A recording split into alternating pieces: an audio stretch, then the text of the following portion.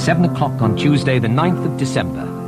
The former Beatle, John Lennon, was shot dead in New York. He was attacked outside the block of flats in Manhattan, where he lived with his wife Yoko Ono and their son. It seems he was hit several times. The New York police say that they have arrested a man. Tom Brook is at the scene of the shooting, and he is on the line to us now. Tom, what happened? Well, John Lennon was coming home with his wife, Yoko Ono, about 4 hours ago to their apartment building, the Dakota apartment building, on New York's Upper West Side. Now, reports are still confused, but this is what we think it happened. He got out of the taxi in which he was traveling, and he was approached by a man. This man apparently wanted an autograph. There was an altercation with Lennon, and then Lennon was shot several times. The first report that reached us said that he appeared to have been killed by the very first shot. That's right. There's some confusion still about the number of shots that were fired. Some reports say there were as many as 7, but it's believed that the first shot was the fatal shot, and he was pronounced dead upon arrival when he was taken to the nearby Roosevelt Hospital. The wire services are reporting that the man who appears to have shot him was known to be a drug addict. We don't know anything about this. There's been no confirmation about this yet. All we do know is that he was in his 20s, a male, and rather shabbily dressed, but there doesn't appear to have been any personal connection with John Lennon. Were Lennon's whereabouts of common knowledge? They were. I mean, everybody who knew about him and was a fan knew that he lived in the Dakota apartment building, and recently he's been receiving a lot of publicity in New York because he's had a very quiet life over the last 5 years, but 2 months ago his new album was released, Double Fantasy. So there was a lot of interest in him at this particular moment. And the scene now outside the Dakota apartment building, I'm just opposite it, is quite fantastic. Hundreds of people, hundreds of fans have descended upon this building. They intend to stay here all night. Most of them are still stunned, but a lot of them are hysterical. And what is very eerie is they're playing Lennon's music, and his most recent hit track, ironically, Starting Over.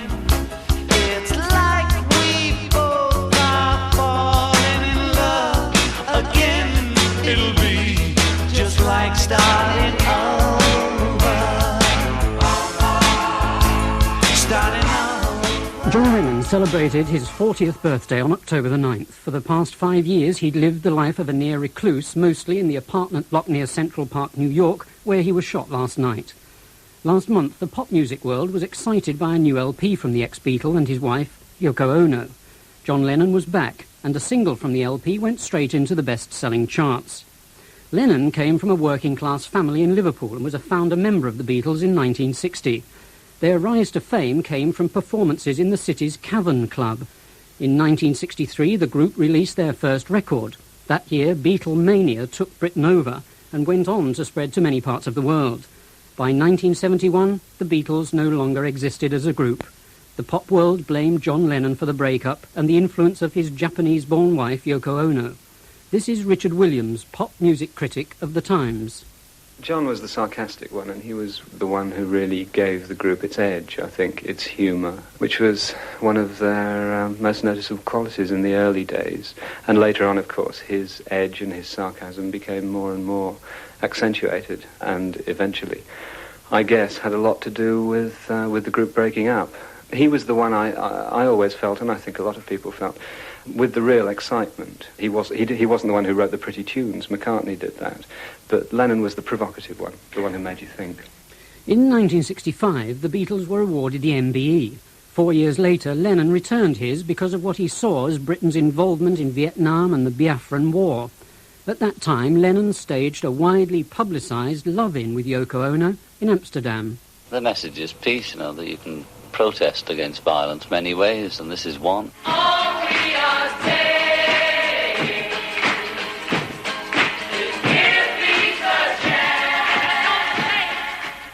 John Lennon became more and more eccentric. He fought legal battles with the other Beatles, with the US government over his right to stay there, and with American accusations of drug abuse. After all that success, why did it happen? Bob Wooler, DJ at Liverpool's Cavern in the Beatles era, tries to explain. Well, I suspect it's Yoko who's caused him to retreat into himself. I can't see any other influences why he's holed up in that Dakota house scene in Central Park. I know we regard him as the Howard Hughes of rock and roll, but it's about time he blossomed forth.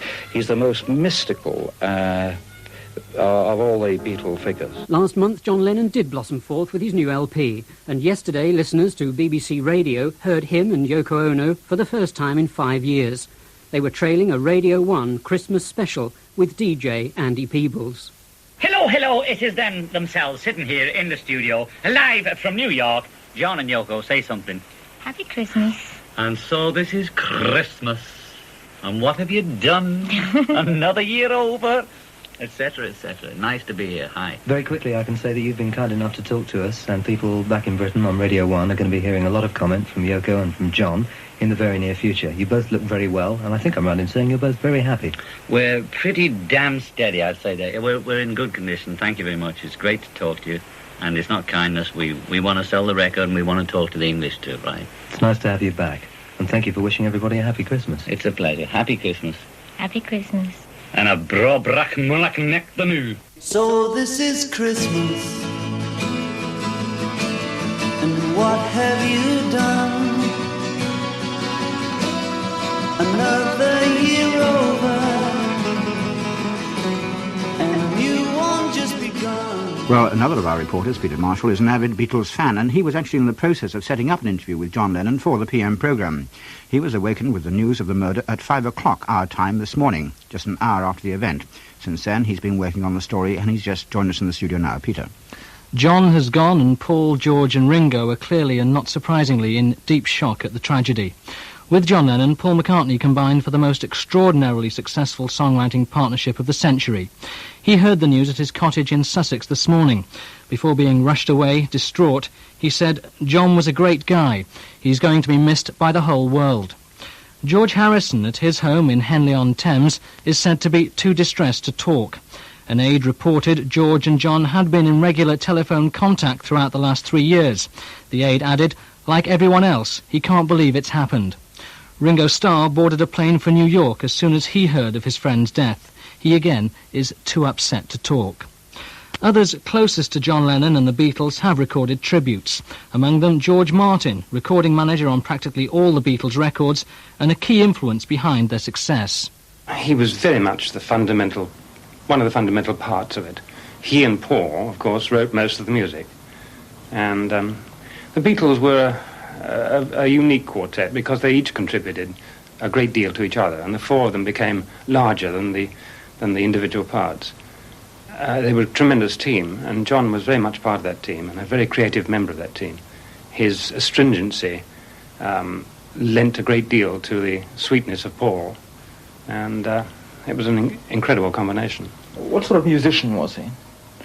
Well, by the standards of great musicians, he wasn't a great musician, but he was a great man. I mean, he was one of the originals of this century, no question about it.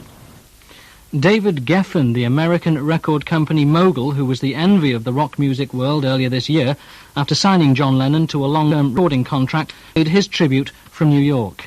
I was with John and Yoko in the studio a couple of hours before the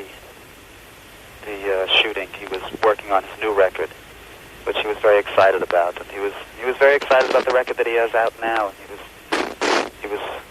very proud of it, and he was very proud of Yoko, because she had taken a tremendous amount of abuse because he loved her, and he felt responsible for it. And that she was first getting some recognition with this record made him very happy. How and where is Yoko now? She's at home. Of course, you achieved what seemed to be a major coup in the record industry by signing John Lennon up after his 5 years in retirement. It was a great honor for me, and I was very flattered. I had received a call from Yoko that she and John wanted to make a deal with me, and I was, of course, stunned because I hadn't seen John since 1975, and then I had only met him once.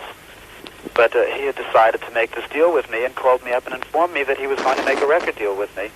And I was, of course, bowled over and delighted. And the whole deal was made in literally 20 minutes.